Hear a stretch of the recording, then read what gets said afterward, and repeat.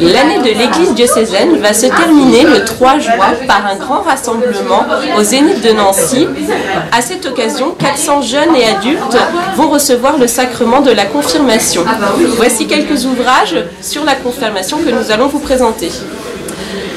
Alors tout d'abord, nous vous présentons par exemple le livre de Ludovic Lécuru, Les 7 dons du Saint-Esprit. Il s'agit là d'une nouvelle édition, c'est un livre que certains connaissent peut-être. C'est un outil très pédagogique, excellent guide de vie spirituelle. L'auteur présente avec simplicité, témoignages et des exemples concrets à l'appui la théologie donc des dons de l'Esprit Saint pour aider à comprendre ce que l'Esprit réalise à travers nous, en nous. Et nous allons découvrir dans ce livre comment cette lumière divine va nous aider à discerner, à vouloir, à agir et à aimer. Les 7 dons du Saint-Esprit de Ludovic Lécuru aux éditions de l'Emmanuel. Donc pour poursuivre, je vais vous présenter le livre « Tu peux changer le monde » de Charles Delez.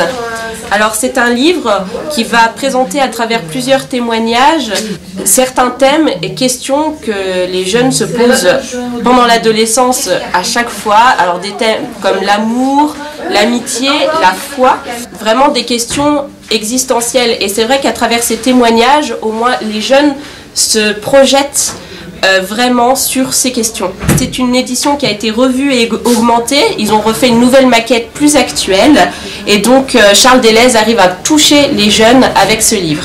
Toujours avec Charles Delez, avec un petit livre qui s'intitule « Quand brille la lune » aux éditions Fidélité. Donc c'est le père Delez qui a sélectionné quelques récits et paraboles. Fleur Nabert illustre ce livre. C'est donc un recueil de récits et de paraboles qui aident à se questionner. Certains récits peuvent nous inciter à écrire nos propres récits. Ces petites histoires vécues ou symboliques nous permettent de nous approcher à petites touches vers l'essentiel. Jésus lui-même a utilisé des paraboles pour nous expliquer ou pour dire Dieu ou pour parler de Dieu. Quand brille la lune de Charles Delez.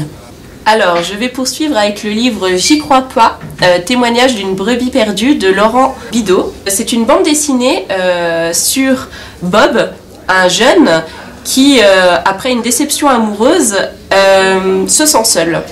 Donc, il va chez son libraire et lui demande une lecture pour lui remonter un peu le moral. Et son libraire lui donne la Bible en manga, qui existe aussi chez Salvatore. Il se rend compte que l'Église a évolué et est plus actuelle. Donc il va aller à la rencontre d'un prêtre qui va lui expliquer un peu ce qu'est l'Église et il va se sentir moins seul. Donc c'est raconté avec énormément d'humour. Bob a énormément d'imagination, donc il imagine Dieu d'une manière très particulière, comme chacun de nous, on imagine Dieu de manière différente. Donc voilà, c'est un livre, une BD très bien faite pour les jeunes et aussi pour les plus grands, si on a envie un peu de rigoler aussi. C'est spirituel et drôle. Ça peut faire du bien. Ça peut faire du bien, voilà, exactement. Alors je continue toujours un petit peu dans cet esprit d'humour avec le dernier livre de Timothy Radcliffe. 2 grands chapitres. Le premier qui s'intitule « En quête d'espérance » et le deuxième chapitre « Dans la joie et l'allégresse ». Et si le christianisme c'était d'abord la joie? Une question. Et si vivre sous le regard divin c'était la vie? Et si au milieu de la peur, on parle de terrorisme, de guerre, voilà, un temps un petit peu particulier en ce moment, eh bien, est-ce que la proclamation de l'Évangile peut résonner aujourd'hui?